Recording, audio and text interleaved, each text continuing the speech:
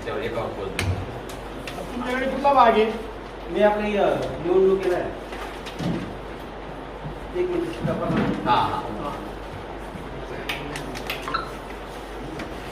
या पोषक देतो.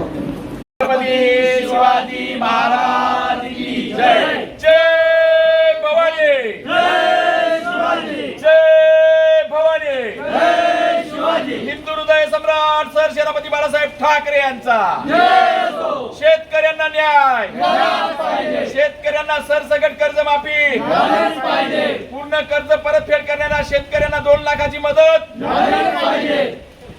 कर्ज भरणाऱ्या शेतकऱ्यांना 2 लाख रुपये कर्ज माफ झालं पाहिजे.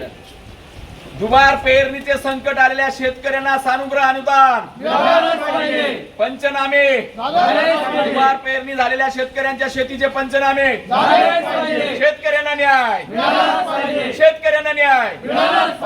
उद्धव साहेब आगे बढ़ो, हम तुम्हारे साथ हैं. बोला छत्रपती शिवाजी महाराज की जय. जय भवानी, माननीय सरसेनापती बाळासाहेब ठाकरे यांचा जिंदाबाद जिंदाबाद. शिवसेना जिंदाबाद. आम्ही आज या ठिकाणी नायब तहसीलदार डोले रावसाहेब यांच्याकडे निवेदन दिलं सर्व शेतकऱ्यांच्या वतीने.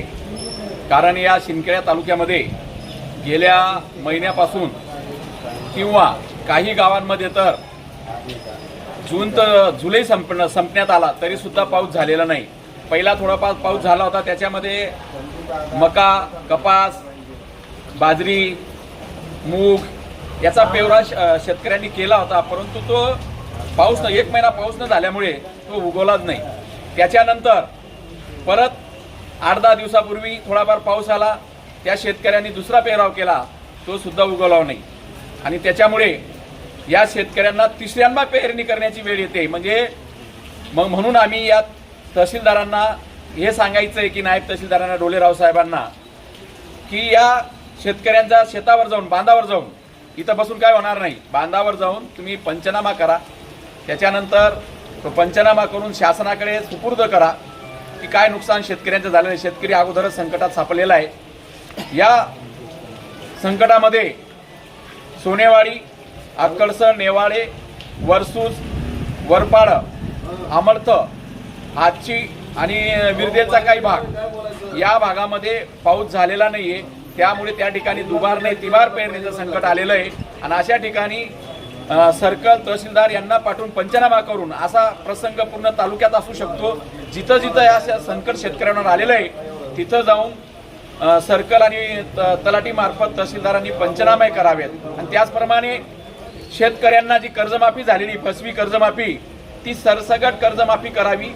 आणि ज्या शेतकऱ्यांनी व्याजाने उसनवार पैसे घेऊन कर्ज भरलेलं आहे, कर्जाची परतफेड केलेली, त्या शेतकऱ्यांना पण 2 लाखापर्यंत मदत सरकारने करावी असं निवेदन आम्ही आज या ठिकाणी दिलेलं आहे. आणि आम्ही अशी मागणी केलेली, जर आमच्या मागण्यांची दखल घेतली नाही तर शिवसेना स्टाईलने आंदोलन केलं जाईल.